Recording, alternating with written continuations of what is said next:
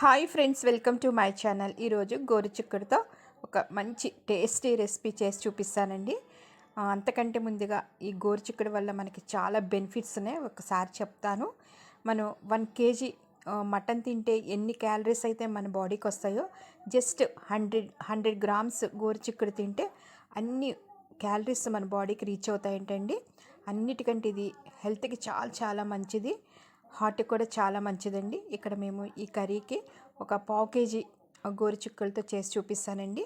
వాటిని చక్కగా కడుక్కొని ఇట్లాగా చిన్ని చిన్ని పీసెస్ కింద కట్ చేసుకోవాలి. ఎందుకంటే ఈ గోరుచిక్కుళ్ళు ఎక్కువ ఫైబర్ ఉంటుంది కనుక, మనం ఎక్కువ కుక్ చేయాలి కనుక మనం చిన్ని చిన్ని పీసెస్ కింద చేసుకోవాలండి.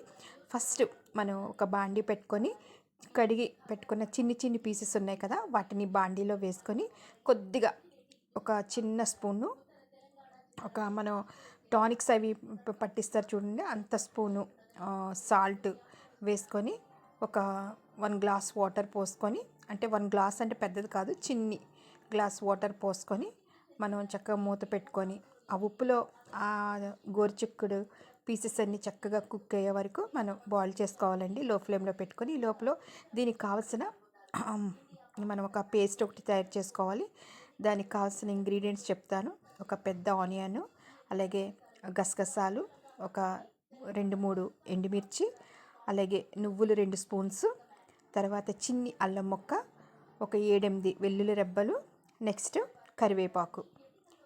ఈ మసాలా చాలా బాగుంటుందండి. దీనిలో స్పెషల్ థింగ్ ఏంటంటే, గసగసాలు 1 స్పూన్ వేస్తామండి, ఒక 2 స్పూన్స్ మాత్రం నువ్వులు వేసుకుంటాము. ఇవన్నీ చక్కగా మనం మిక్సీ పట్టుకోవాలండి.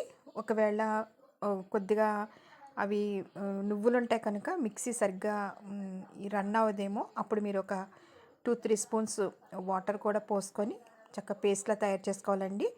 ఈ మసాలాకు సరిపడా ఒక కొద్దిగా సాల్ట్ కూడా యాడ్ చేసుకొని చక్కగా పేస్ట్గా పట్టించుకోవాలండి. ఈ లోపల మనం బాండి మీద ఈ ముక్కలు పెట్టాం కదా, వాటర్ అంతా ఎవాపరేట్ అయిపోయి ఉంటుంది.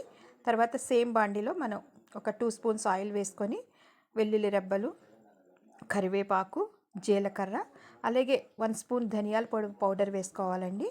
వేసుకున్న తర్వాత మనం ఆల్రెడీ పేస్ట్ చేసి పెట్టుకున్నాం కదండి మసాలా, నువ్వులు, గసగసాలు, ఉల్లిపాయ, ఇవన్నీ వేసుకున్న పేస్ట్ని చక్కగా ఆయిల్లో పచ్చివాసన పోయే వరకు ఫ్రై చేసుకొని, అది పచ్చివాసన పోయింది, మంచిగా ఫ్రై అయిన తర్వాత మనం ఈ గోరుచిక్కుడు ఈ పీసెస్ ఉన్నాయి కదండి, ఉప్పు వేసి మనం ఉన్న పీసెస్ని కూడా యాడ్ చేసుకొని మనం మూత పెట్టుకొని లో ఫ్లేమ్లో ఒక 5 మినిట్స్ మనం కుక్ చేయాలి.